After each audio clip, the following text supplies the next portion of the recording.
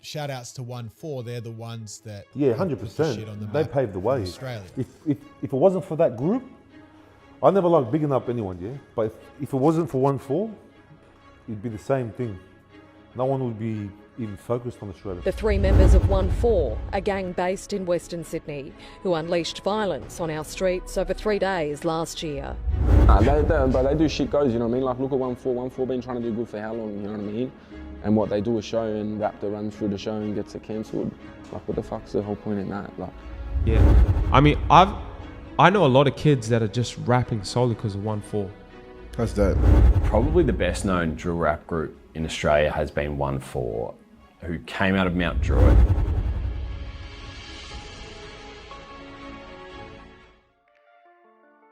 For years, I've been following the Australian hip-hop scene, buying merch, CDs, vinyls, going to shows, supporting the artists any way possible.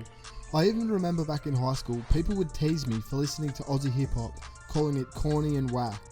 I've waited years for this scene to blow up and get the recognition it deserves, and finally, after years and years, the rap group from the small Western Sydney suburb of Mount Druitt broke down the doors and opened the floodgate for the rest of the scene. This is the story of Onefour. Greater West, Mount Druitt, ready to do something, every motherfucker. Let's go. Yeah.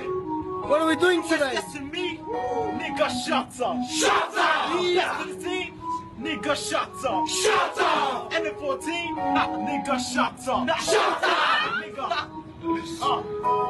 I roll with the crew right next to me. Fight all night, it's a specialty. Trying to get a name for a legacy. I'm going to try to take you back to the very start of the journey for Onefour. Onefour is not only just made up of the 5 members we all know as rappers, which is Spenny, Lex, Selly, JMs and his younger brother YP. Since the very start of their journey, and since we started seeing them on camera, the same people kept appearing in all their music videos, Instagram posts and press runs. The likes of Caesar, Marley T, Zeon T, Skulletta, Freddy and the late Vilza, just to name a few, seem to be on this trip with them every step of the way. You can talk about them being a gang or whatever the media portray, but today I'm here to talk about the music. And what I can see is from the outside looking in is a brotherhood. A bunch of Pacifica Islander kids who supported each other and made it out of the struggle. And instead of 1 or 2 of them getting the shine, everyone who was there from the start supporting has some type of role to play, and is just as much as part of the group than the other 5 rappers. The group was originally formed in 2014 and went by the name NF14, which stands for Notorious Familiar Onefour. All the boys in the group are of Samoan Pacific Islander descent and grew up around the 277 postcode area, mainly Mount Druitt and Bidwell in the greater west of Sydney. The only thing Australia knew about these areas is from the SBS show Struggle Street, which premiered a few years ago. In the series, it shows us that Mount Druitt is a community with a low economic status, a lot of housing commission flats, and the reality for a lot of people living there is they don't have many hopes and dreams. And one thing that seems to be normal for a lot of kids around this area is prison and violence. And it's not just the kid's fault. At a young age, it's just the mentality you grow up with and you copy what you see in your environment. Most of the boys grew up going to church where they would all learn to sing, which is also a common thing in the Islander communities. Even Spenny is very musically trained. He can play the drums and piano. Also, his dad used to play the drums in a local band, so I'm guessing that's where he learnt some of these skills. From what I can gather, all the boys have been into music, especially hip hop. There's some old freestyles floating around the internet from when they were in high school, spitting freestyles, and some of the lyrics eventually made it onto their bigger tracks. I come with the trouble with G-Money maker. Faggots are jealous cause no one can take us. Calling us bitches, we're making the paper. Working some tracks, so put on a tape, bro. Ferocious with words, moving and swag. These IDH faggots don't end up in bags. If this is how they wanna play with you back. Something so empty, I click on this flag. They're standing on up in the mouth. Feed up his body to bet. I look in their eyes and I can see that. Cause they already know what work is about. A crazy motherfucker. Even back then, you could hear them proudly represent the Greater West. Although most of the boys are different ages, with Lex being quite a few years older than the rest of the group, and YP being the youngest by just a few years, they all knew of one another growing up in the area and were quite close.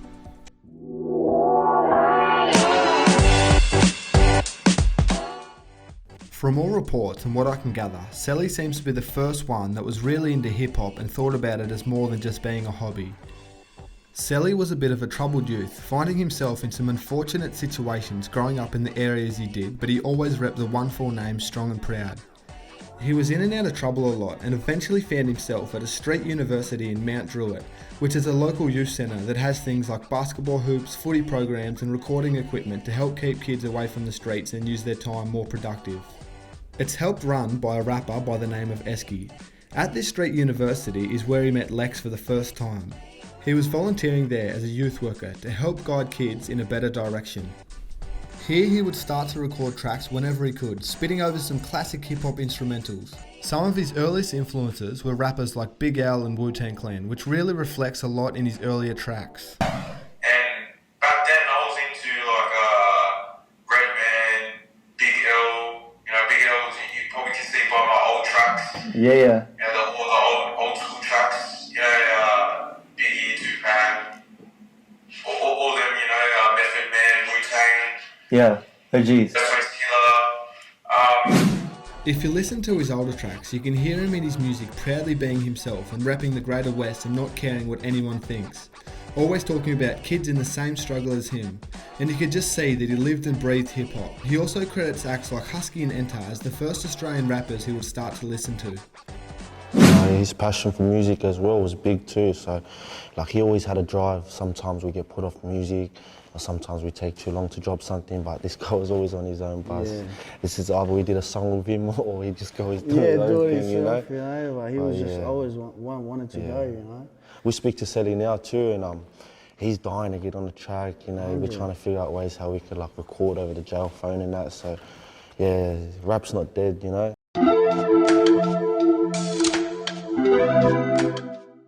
Lex is what we know as a rapper's rapper. You have to check his bars twice and most of them will go over most people's heads. He's the oldest member in the group and before Onefour he was dabbling in and out of music. He was originally in a group called Mountie County with fellow rapper CJ Fez. Some of their old tracks are still floating around the internet today. Relax, I'm working hard for this rap. I see the signs on the map to put it all in and I make it all back. Cause I ain't here for no games. You know what I came to do. I've been practicing all of my aim and be sure that I'm ready to shoot. Tick, tick, tick, boom, I don't waste any seconds. I put in the FM out Druitt. I rep it cause I'm out here working real hard for my section. Boy, you only want the attention. Like I said earlier, Lex is a bit older than the other boys and has always dabbled in music, freestyling cyphers and putting out tracks with his good mate CJ Fez. By all reports, he's done prison time before his stint at the moment, but has always worked jobs and tried to stay out of trouble, but always found himself drawn back to the music, which in my eyes is a great way for kids to stay focused and stay away from the street life. Being a bit older, he has a lot more experience in music. He was good with computers, he was good at editing all the early Onefour film clips and helped out with production, alongside his cousin and fellow Mount Druitt musician, Capulet. If you listen to their early tracks closely, songs like The Message and Spot the Difference, you can hear Lex do all the ad-libs for everyone's verses. Explain to us, what Lex does, outside of the music. What does he bring to, Onefour and the vibes and just the general energy? No, I'll give you a hint, he's actually chingy. He's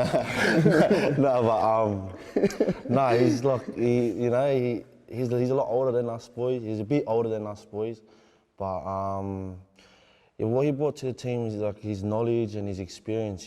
Before we started doing music, he was doing music already. Him and Sally, and while we were out there running amok and that, and when we decided to come to the stew, he's the one that taught us how to move in there, and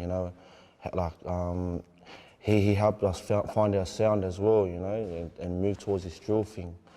But shout out to Lex. It's pretty much him and Sally as well. Shout out to my brother Sally as well, Yeah, that's where they started, and Lex just brings a lot to the group. And without him, before he got locked up, he was the one doing editing our video clips and that. So he brought a lot into the group, especially. And he was good with computers as well. He would be the one recording my singles back in the day too, helping me out. So yeah, free Lex. Now Sally and Lex had studio access. Spenny and JMs, who at the time were in and out of the streets, would come to Street University and start recording music together. This is about the time when they first went by the rap name group Onefour and formed as an official group. Here's Esky talking to Hellos & Co about the early days of Onefour. I reckon it was... maybe they came around the same time. Yeah. I have a whole I can't even remember, but it was something about Lex was there with Sally, but he met him there. Yeah. And Sally wanted to use the recording studio, and because Lex was like one of the youth workers there / facilitator / volunteer, he helped Sally record there, and that's when they sort of first met. Wow. I'm pretty sure that's how it goes. Had Lex, if you were there, had Lex rapped before like Sally acknowledged that he wanted to get into rapping? Sally, Lex meet there, and then to your knowledge, do you know if Lex was rapping before that? Because if he's not, it's one of the greatest things, the greatest stories. I'm pretty sure he was rapping before it. Yeah. I can't remember pinpoint when Lex started rapping, but he was into it, and his style of rap changed from when I first met him to like where he is now. Yeah. And he's that type of dude, and I was mentioning this before, that Lex is like when he wants to do something, he geeks over it. Like he would research how to get where he wants to, what the current climate is, what the culture of that is, and then where to go from that point. You know? And that's why I admired Lex so much, because he was such an intelligent guy. Yeah.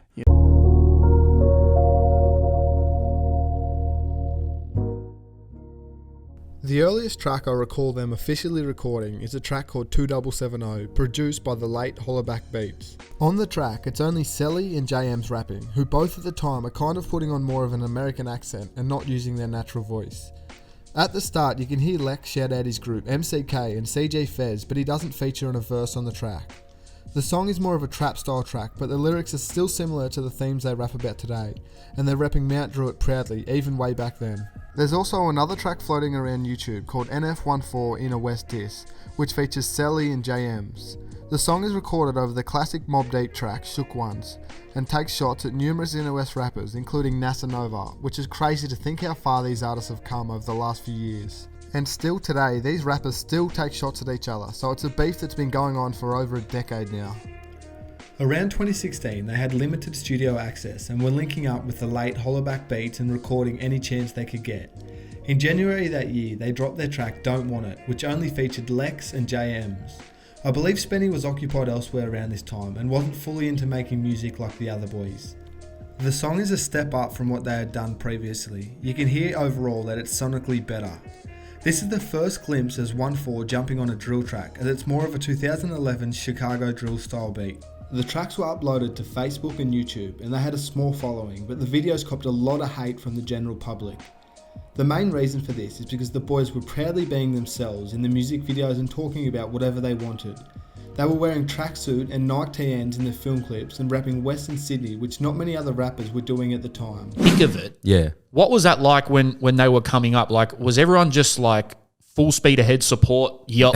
Nah. No. Here's the thing, and this is everyone's gonna be like, I was supporting Onefour. No, you weren't. No, you fucking weren't. Because in all their Facebook videos, like everyone was hating so bad. Like the thing is, and this is like with Polynesian communities, like all around the world, and I'll be honest, like there's a thing of like tall poppy syndrome where it's like, you know, it's this like culture of being humble and not backing yourself, you know, and that sort of like kind of spreads throughout the community, but in a toxic way almost, because when they were pushing their music, and this goes for like all the Polynesian artists out there, you know, like Pistol Pete and Enzo, even like Elijah, shout out to Elijah, like people weren't supporting it like that because they just kind of went like, oh, look at this, like wow, what a rapper guy, like who do you think you are, like type guy, you know? And that was like so strong with all their videos, like leading up to What You Know, which was the sort of single that put them on the Aussie rap scene. Yes. And the thing is with What You Know, it was like, that was the video that they like shot it in the Dawson Mall, which is like at the back of Mountie Westfield. Proper area shit. Then. Yeah, proper area shit. And so from the What You Know video, they then got exposure in the Aussie rap scene. This whole time, Lex also never covered his face because he didn't have any pending charges back then. In October of 2017, they released their track Ready for War, which is quite an aggressive track and has a lot of Harlem Spartan influence in it. Sally was the standout verse and got the most love in the comments. The track only featured JM, Sally and Spenny, who decided to come back to the studio and focus more on music. This got them some eyes from the rest of the Australian hip-hop scene. Acts like Enter were the first to reach out and show love. Then, in May 2018, Selly dropped a solo track, still under the Onefour banner, called Want the Money, produced by Hollaback Beats. The track is very punchline driven and not as aggressive as their other tracks, but it got shown a lot of love and Selly seemed to be the most determined and dedicated to the music at the time. I believe it was Lex who really had the vision to start pushing the drill sound in Australia and show them the true Western Sydney. Then, in October of 2018, they dropped their track, What You Know, which was a game changer.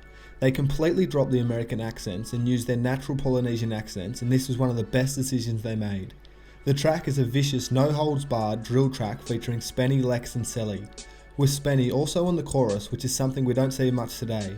The film clip, produced by Maxed Out Films, was also strictly Western Sydney to a T, Nike tracksuits and TNs, and filmed in the streets of Mount Druitt. It really got people's attention across the world and also some eyes from London.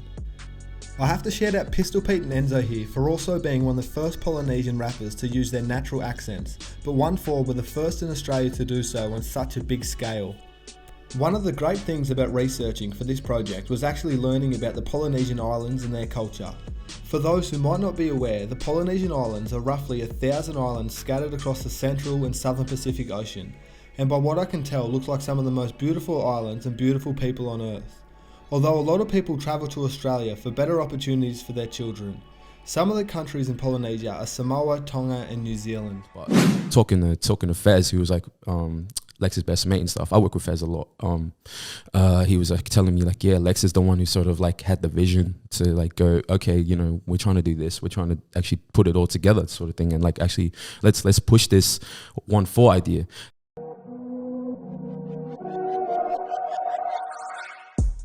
So far in the group, we had seen Lex, Selly, JMs and Spenny rap. But what the group didn't know it needed was another member, and that member was the 18-year-old YP, who's also the younger brother of JMs. YP had been secretly penning rhymes, waiting for his turn to get into the studio. He said he's been freestyling from a very young age, mainly at parties and drink-ups with the boys. I think it was a drink-up at my house. I remember we used to chill in the back. Our garage was the spot. Anyone that knew us, who knew who we were surrounded with, they didn't no knock on the door, just boom, lift the garage, yo, what's going on, this and that. Boom, we used to chill in there and shit like that. And yeah, that's where I felt like I started rapping. So it was one drink up in particular, I think it was New Year's. I don't even think my brother was out at the time. I think he was still inside. JMs? Yeah, JMs. Yep. And like the boys were spitting their verses and shit. Yeah, Yep. My older brother. And I just like, you know, because that lifestyle we were living, I was like, yeah, I want to rap too. I want to tell my story as well, you know. Yeah, hectic. So then like I jumped up, we started spitting bars, this and that. Unfortunately, while things were looking up for Onefour, JMs got locked up and was sent to prison for a short period just after the What You Know video. The group was dealt another blow. On July 21st of 2018, Lex, Selly and YP were involved in a violent brawl that was caught on CCTV footage and involved a hammer and a chair leg. I won't get into too much detail about what happened that night, as the boys have already served and are still serving their time for the altercation, so me harping on about it and showing the video for more views really achieves nothing. Selly was taken straight into custody and refused bail, while Lex and YP were both released on bail and YP having strict curfew conditions. This was devastating for Selly and diehard Onefour fans, as the group was on the verge of greatness. It was now late 2018 when the boys had their backs against the wall that they met OG hip-hop personnel and one half of the group Coolism, Howler to Kefu. How first heard their track What You Know and instantly could hear the talent shine through. He would eventually link up with the boys and try to take their careers to the next level, and also had some interest in signing them to his label Forever Ever Records. He met the boys and asked them what they needed most and what was holding them back. They responded by saying they just wanted more studio time. While for now their main producer Hollaback Beats sadly passed away and they only had limited studio access to Street University, but didn't have any quality producers or know much about being professional in the studio. They would only get roughly an hour to record music and half the time they would just be mucking around. Howe then told the boys that he could get them studio access to Sony Studios and bring in some quality producers and be a bit of a mentor in their sessions if they were willing to take it serious. They instantly jumped at the opportunity. Howe introduced them to producers like I Am Solo, Sondra on the Beat, Gotcha and Paper Toy. He said, you know, I see you guys doing your thing. Again, like I was saying, like I really like what you're doing. If you need some feedback, if you really want to give us a crack, let's meet and talk and see where your head's at. Yeah. And so we had a meeting out in Maori County at the steakhouse. Yeah. And that was in November. Yeah. And since November, we've just been rocking. That's and, great, man. I said, what are the biggest obstacles that are preventing you from doing this full time or really giving this a go? And that had a lot of legal issues as well, but one of the main factors was studio time. Yeah, it's expensive, man. It's expensive. They then walked into Sony Studios ready to record. This was also the first time YP had ever recorded himself, and he blew everyone away when he first laid down his iconic verse on Shanks and Shivs. One thing Howe also taught them was how to move professionally in the studio. He taught them to have some studio rules, like always be on time, no alcohol, and everyone in the room must be contributing in some sort of way. JMs actually wrote his verse for Shanks and Shivs while he was locked up, and the other boys had already been working on the song until he got out. Then, on the 30th of January 2019, they released Shanks and Shivs, which mainly produced by Sonder on the beat. The track took them to another level. It even got shown some love from countries like New Zealand and England. And everyone wanted to know who was the fresh kid wearing a bally in the film clip, which was YP. This is where him and Lex would cover their faces because they both had pending cases throughout 2019. They were also eligible to do shows back then because they weren't on the police radar like they are today, even though they had some pending cases and members behind bars. They even did a show in 2018 with Chillinet and Wombat, which would have been legendary if you witnessed it. Around this time, they also linked up with their now manager Ricky, who they decided is one person they could fully trust to make the right decisions for them. Ricky would also introduce the boys to a fresh-faced teenager who was out on the Sydney streets hustling his music. That young kid was the Kid Leroy. Throughout the years, they would become very close and record in the same studios all over Sydney. They have both been influential in each other's careers and remain close to this day. They basically class him as a younger brother and a part of their crew.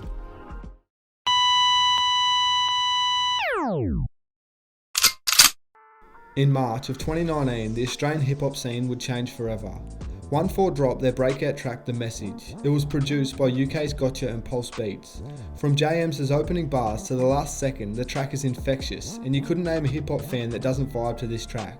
I'm gonna say it's the biggest Australian hip-hop track to ever come out of this country. With some of the most catchy and disrespectful lyrics, even Onefour's ops at the time were caught on camera vibing to this track.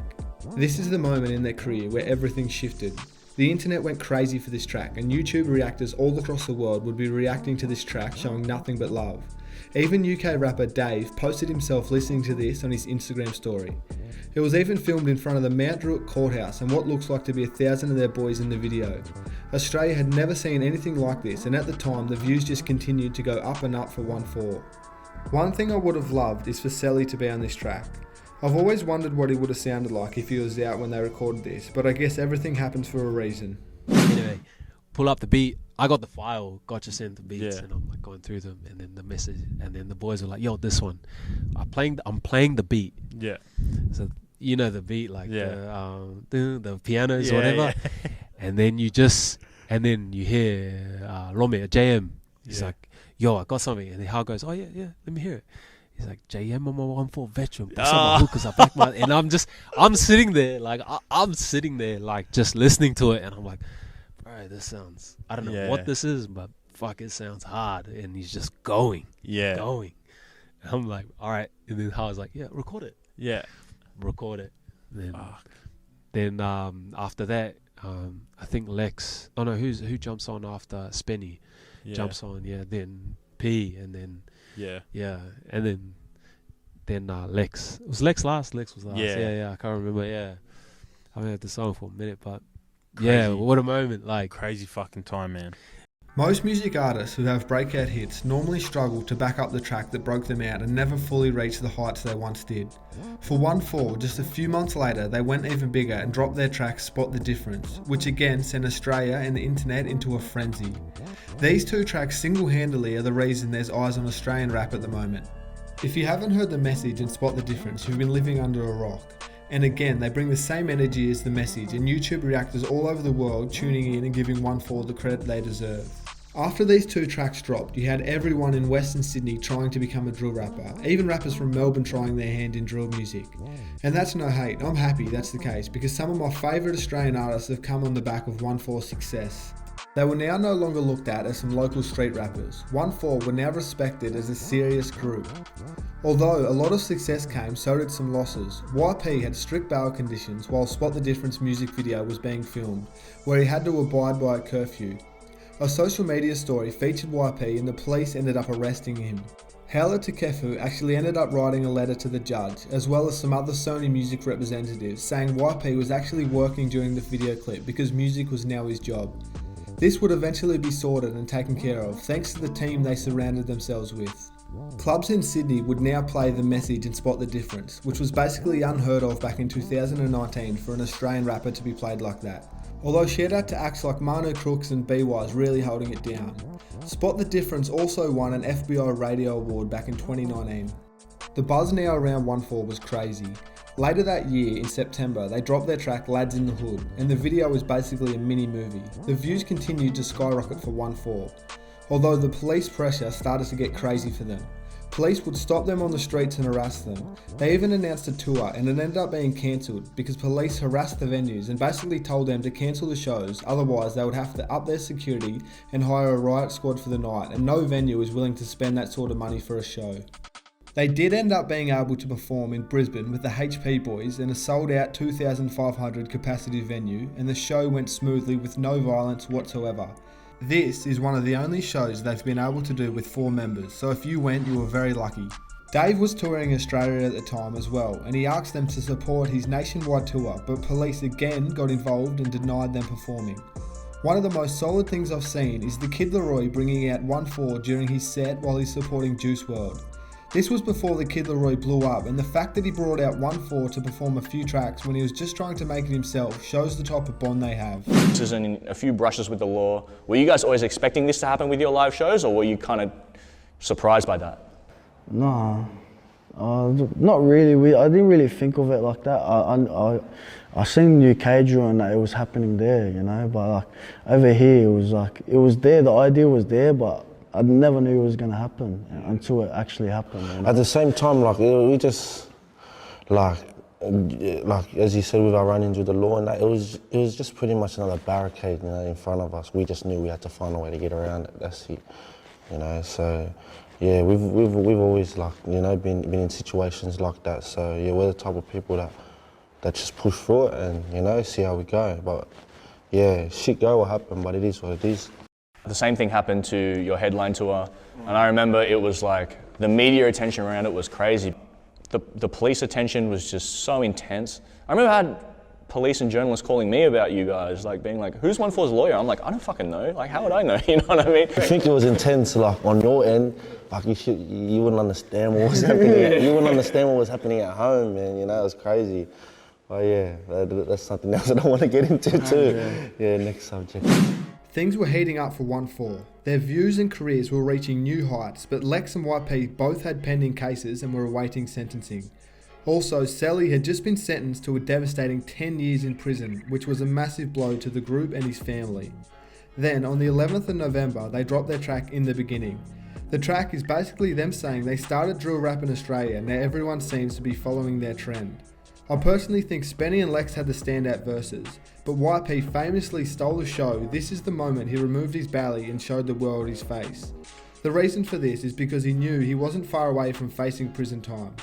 The video also got 1 million views in just 48 hours, which is incredible for an Australian artist. They again stayed ahead of the game, and before YP was sentenced, they filmed their video for Welcome to Prison, which shows JM's walking out of prison while YP enters. This may appear like just a video to some, but in reality, as a lot of families face these sort of situations every day, and this is the harsh reality of their life. By now, they were also working with some A-grade producers like Will Starr, Khaled Roman and I Am Solo. They also tried to do a show in New Zealand, but YP and Lex were ready to be sentenced and JMs ended up being stopped at the airport and refused entry. Instead of doing what the police wanted and cancelling, Spenny and their friend Urcha, who pretended to be Lex for the night, carried the show and gave their fans what they wanted. They also put on a great show, again with zero violence whatsoever.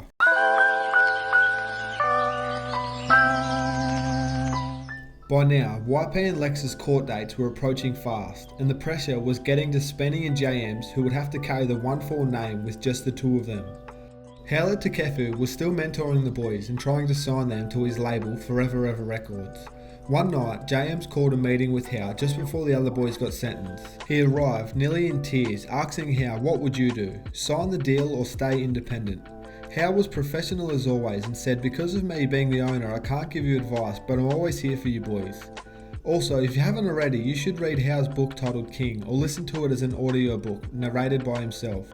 JM's reasoning for not wanting to sign is because they created such a buzz by themselves without any record labels, so why would they let someone else take their profits from their streams and views?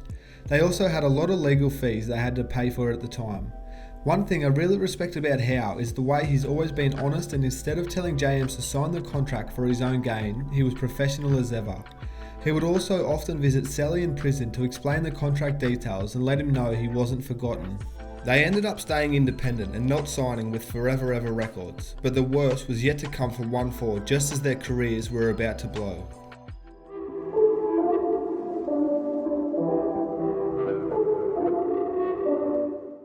In December of 2019, YP and Lex both ended up finally being sentenced. YP got 4 years, while Lex got a devastating 4.5 years behind bars. This was a massive blow for Onefour, with now only 2 members on the outside, which was Spenny and JMs, who were able to hold it down for Onefour. A lot of fans started to write Onefour off and thought without Lex, YP and Sally, the group would fall off. This is why I think the group separates themselves from the rest of the competition. Instead of listening to all the hate from the media and the public, they got with their team and devised a plan for the group to continue with just Spenny and JMs. They ended up putting money back into themselves around this time as well and built their own studio, which is what a lot of artists should be doing with their money before anything else. In May of 2020, we got a nice surprise when ASAP Ferg was touring the country.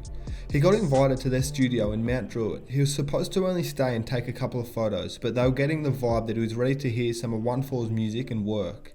They played him some beats, and he eventually said, let's do a track together, and we ended up hearing Say It Again along with a music video to match. ASAP Ferg has a long history of touring Australia, so it's good to see him working with some local acts. Onefour would also feature on his album Floor Seats 2 on a track called Aussie Freaks. It's with 5 Foreign. It's a bit of a hidden gem, you should check it out. This link up would be a historical moment for the Australian music scene.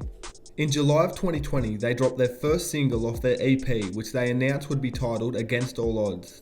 The single was called Home and Away, and the fans loved it. It was a bit of a play on words because a lot of comments on YouTube would be about Sydney only being known for shows like Home and Away, and it was a great move in their careers.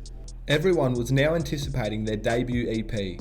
Things kept skyrocketing for Onefour's career. They hopped on an official remix to Dutchavelli's Bando Diaries.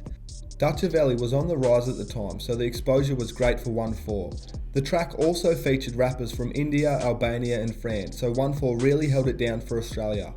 Then, just 2 days later, we hear them on the official remix for Heady One's massive track Ain't It Different, with Stormzy and AJ Tracy. Spenny and JMs were doing more than enough to keep the Onefour name alive, stronger than ever.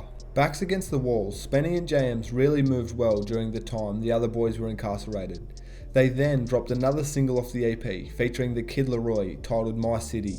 Leroy murders the chorus, shouting out his old suburb Waterloo and shouts out Mount Druitt and St Mary's postcodes. Leroy did this for free and shared it on his story, when any other artists are probably looking at least 60,000 for a Leroy verse. It again shows how much respect they have for each other. It's kind of crazy that we still have Leroy around, you know. When he left to America, he was very young, so it's kind of weird that we still have that relationship with him. Like, even through what he's been going through over there, you know, he's chilling with the best artists in America, and for him to just throw us a verse and remember us from when we were first back in Sony is crazy, you know. And his work rate as well, James will tell you that, you know, we've learned a lot from him, like the way he worked. I can't see it. Being able to be in a studio with him and that, we've learned heaps. We've only had like, while he was down here, there was only like 2-3 studio sessions we got to sit in with him. And he played a massive role in my Monologue Sing, sorry. Yeah. Just remember going back and seeing him work in the studio, and he was young, like, he was only like 16, eh? Nah, he was 14. 14, yeah, when he was with us. But he had his head on his shoulders, you know, he's been through a lot, he's seen a lot, and he was obviously in the studio with like the best here in Australia to learn at that young age. He knew what he wanted, you know what I mean? So yeah, for he, like when he was introduced to us, yeah, we just clicked. Like, yeah, he was just.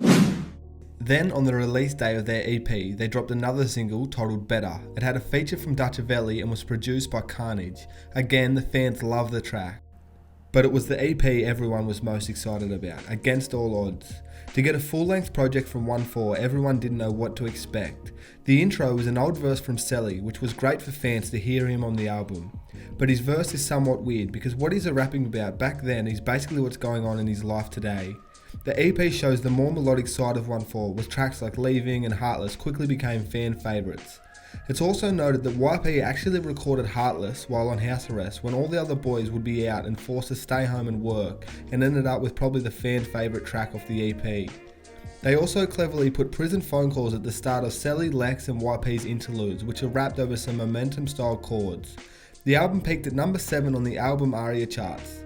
The whole EP was a success, but again, they tried to organise a tour for the album and again the police shut it down.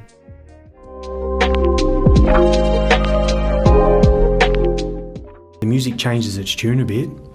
Mate, I've got no problem in saying you can now perform in New South Wales. I just don't see why it has to be around violence. Why can't they sing about something else? Changing your lyrics a little bit so that you're singing about, like we said, yeah, it's tough to live in Mount Druitt. Sing about that. Speak about how brilliantly beautiful your wife is. I don't know, I'm not a songwriter.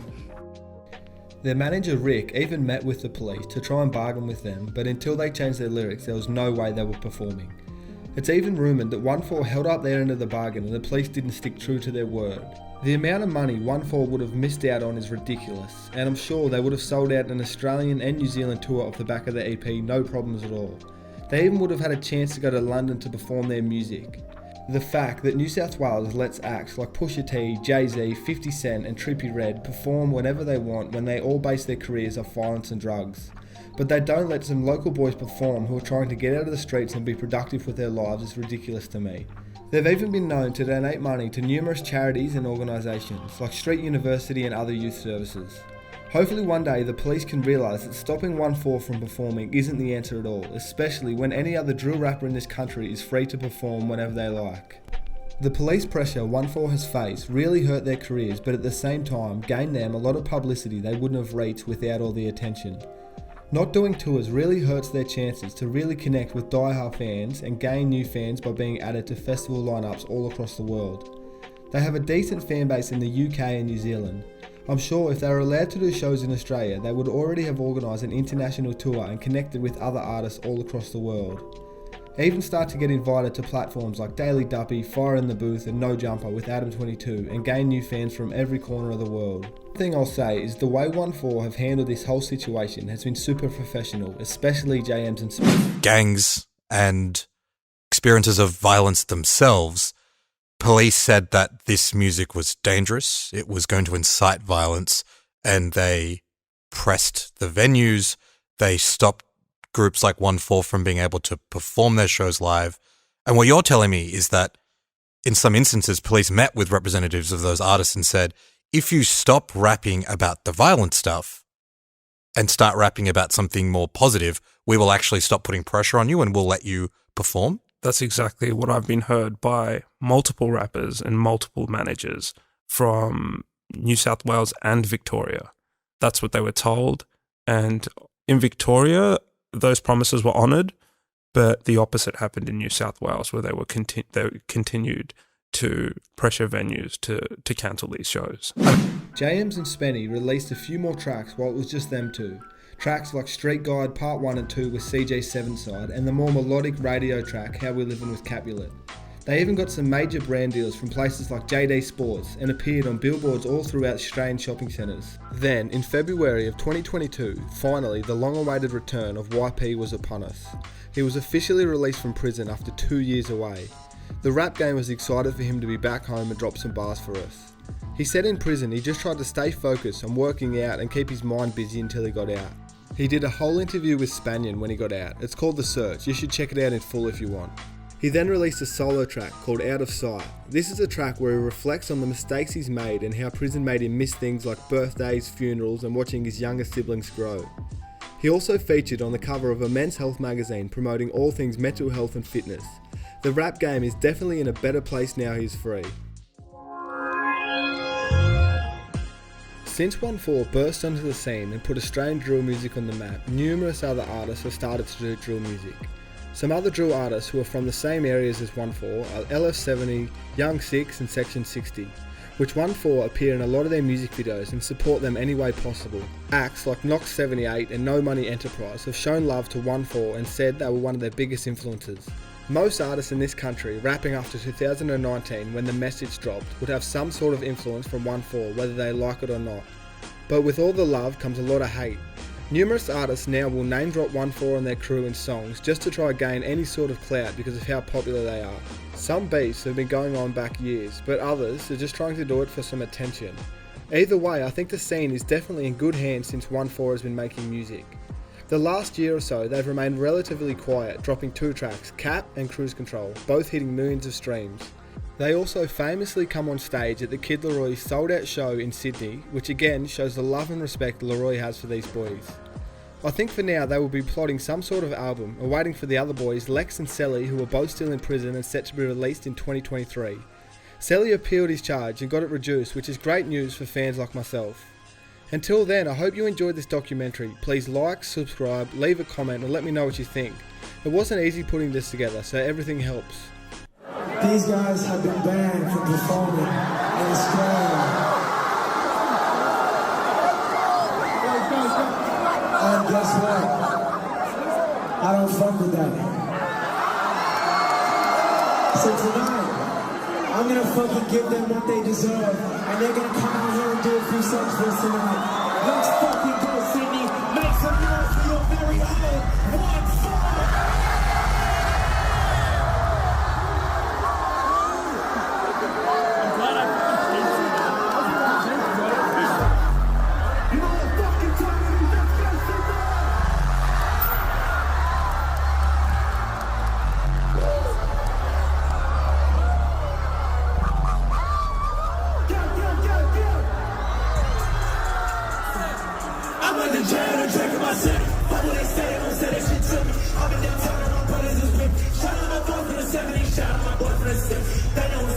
Shout out my boys from the 17, they really know how I was living. I was living. Walked through the city, they treat me like God. We was 6 deep in that positive car.